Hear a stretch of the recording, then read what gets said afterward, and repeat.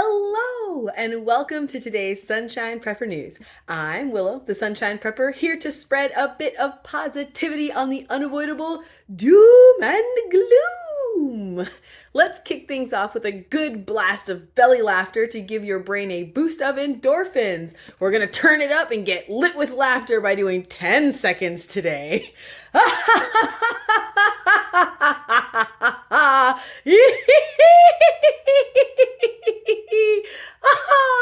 Yay! All right.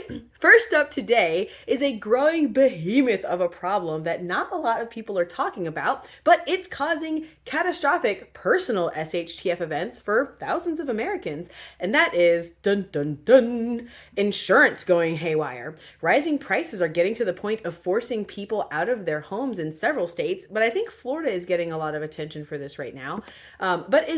As almost always the case, California takes the hold my beer position on this. Over there, the legislative landscape has become so unbearable that, like a good neighbor, State Farm is getting the heck up out of there.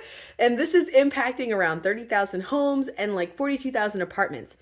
And yeah, for the most part, I'm sure these 75,000 or so people will figure it out with other insurance companies, but I bet it won't be cheaper. And I don't know. I can't remember where there are people being forced out of their homes because they can't afford the insurance increase, like on top of mortgage and life expenses.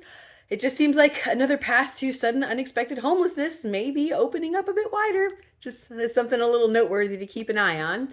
Next up is big enough news that I imagine you heard, drumroll, assassination attempt on the leader of Slovakia. I think they have a prime minister.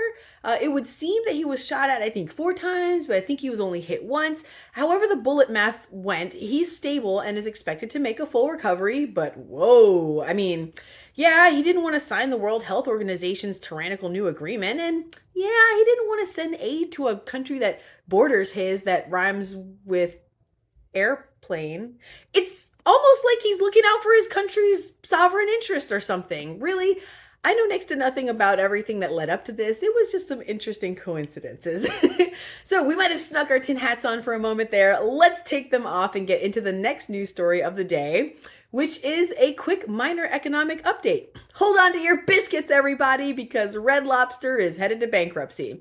Let's be real, it wasn't the best lobster, but sweet mother of butter, those biscuits will be missed. They were like the savory Cinnabon of complimentary breads. I feel like they aren't free anymore, probably haven't been for a while, just like the $5 footlong is a long lost memory. But they might be able to save a fragment of the Red Lobster ship if they sell off the biscuit recipe. I don't know. All right, last up today is kind of a personal bone to pick because I was raised in Montgomery County. Now, I had always planned on homeschooling anyways. I can't imagine being a parent under the tyrannical type of entitlement these people feel they have over your kids.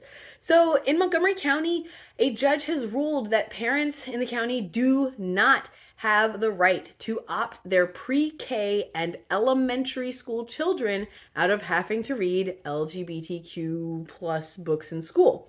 Now, what irks the holy Red Lobster biscuits out of me is that prior to the 2023-2024 school year, these parents had the option to opt out. So a group of parents that's made up of Muslims, Christians, and Jews with the help of a parental rights organization tried to sue, but the judge said, nope. Force-feeding homosexuality to your young children does not count as infringing upon your religious freedom.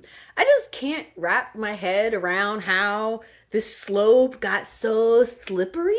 Supposedly, the ideology is not coming for your kids, but the action these people take demonstrates it's 1,000% coming for your kids. Why else in the world would you take away the option to opt out? Good grief. It's like if schools were an overnight stay, homeschools, they can range from a tent to a 5-star hotel, depending on the parents, right? While I think at best, public schools nowadays are like that time Luke had to spend the night in the dead Tauntaun. It's like someone who means well stuffed you in there to try to help out. And at the end of the day, that is not how the script was originally meant to go.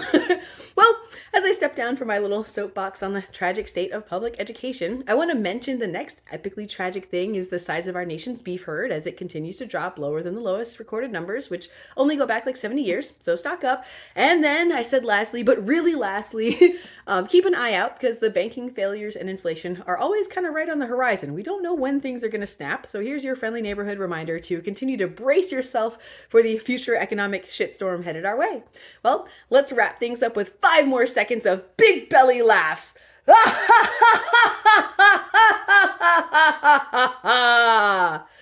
All right then. This week's mission, if you choose to accept it, is to fill a known hole in your pantry. I'm personally down 2 flats of peas and like 2 flats of peanut butter. I've been slacking on a trip to Aldi. We all have holes in our preps. So pick an edible one and set it and forget it. Or well, more like set it and rotate it, but you know what I mean. Thank you so much for tuning in. Wishing you and your family the best. Sunshine Prepper out.